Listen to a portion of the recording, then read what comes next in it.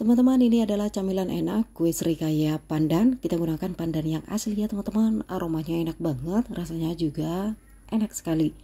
Oh ya teman-teman, kue serikaya pandan asli ini cocok juga jadi ide usaha, oke?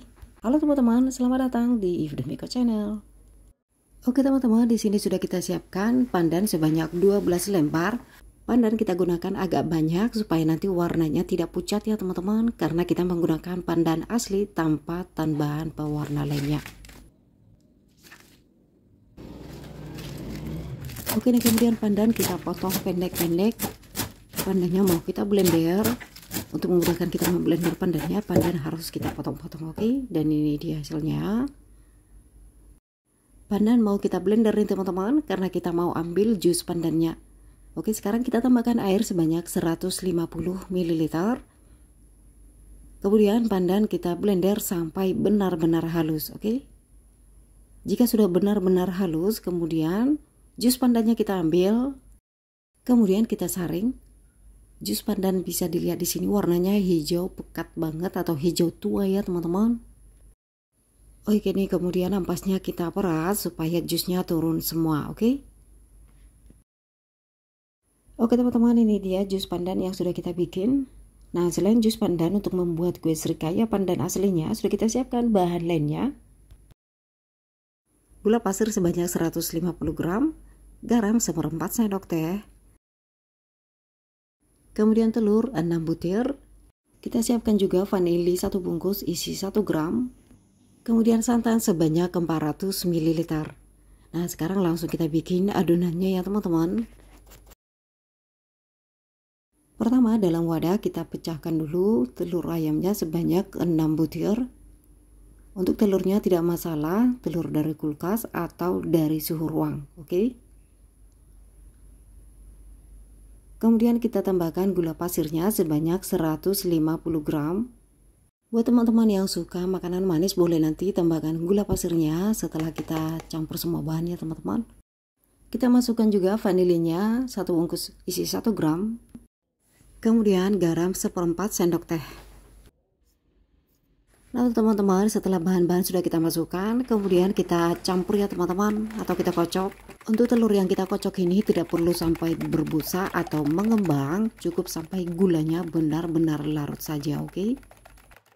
Teman-teman, untuk kue serikaya pandan aslinya ini kita tetap menambahkan vanili ke dalam adonan, tujuannya nanti supaya telurnya tidak bau amis, oke? Nah teman-teman, telur yang kita kocok sudah cukup ya teman-teman, tidak perlu sampai mengembang. Sekarang kita tambahkan bahan lainnya. Kita masukkan santan sebanyak 400 ml. Santan yang kita gunakan di sini adalah santan segar dari setengah butir kelapa. Namun buat teman-teman yang ingin simple saja, yang mau praktis, boleh juga menggunakan santan yang siap pakai. Gunakan santan siap pakai yang 100 ml, kemudian tambahkan airnya 300 ml, oke? Lanjut kita masukkan juga jus pandan yang sudah kita bikin.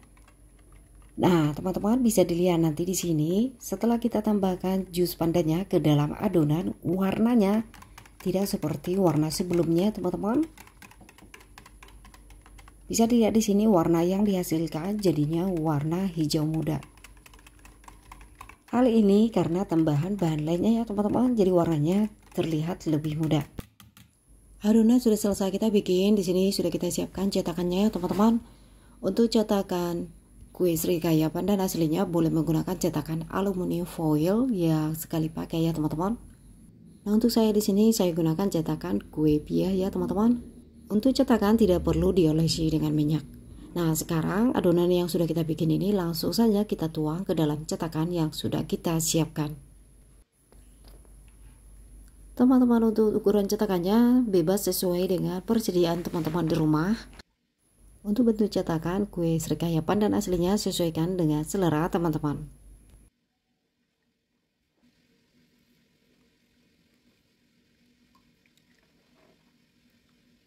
Dari adonan yang kita bikin di sini bisa didapat sekitar 20 buah ya teman-teman. Nah, setelah selesai kita isi semuanya, langsung saja kita masak.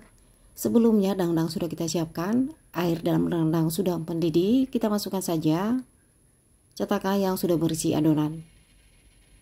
Nah teman-teman, karena dangdang yang saya gunakan ukurannya tidak terlalu besar, tidak cukup sekali mengukus ya teman-teman. Oke, setelah kita masukkan kemudian kita tutup panci masak. Jangan lupa tutup panci dilapisi dengan kain supaya uapnya tidak langsung jatuh ke dalam adonan.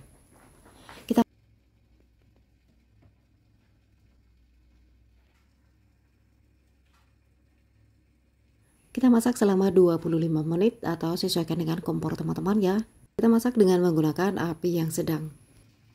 Teman-teman, selama proses memasak sesekali boleh kita cek ya teman-teman. Nah, di sini bisa dilihat kalau adonan yang kita masak ini masih belum matang banget, masih terlihat berair ya teman-teman. Lanjut kita masak kembali, kita tutup rapat lagi panci masaknya. Oke teman-teman, setelah kue Srikaya pandan aslinya ini sudah kita kukus selama 25 menit, kita cek. Nah teman-teman, bisa dilihat di sini kuenya sudah matang, sudah tidak berair lagi ya teman-teman. Kompor langsung saja kita matikan. Kemudian kita diamkan hingga benar-benar dingin. Setelah kue pandan aslinya sudah dingin, ini kita hidangkan. Teman-teman, terlihat cantik ya teman-teman warnanya. Untuk mempermanis tampilannya boleh kita tambahkan dengan potongan daun pandan. Terlihat lebih menarik kan teman-teman? Bisa dilihat di sini warnanya benar-benar hijau lembut. Nah teman-teman, supaya kue Srikaya pandan aslinya rasanya lebih segar lagi, boleh kita masukkan ke dalam kulkas ya teman-teman. Oke, sekarang yuk kita icip-icip dulu kue Srikaya pandan aslinya. Ini lembut banget loh teman-teman.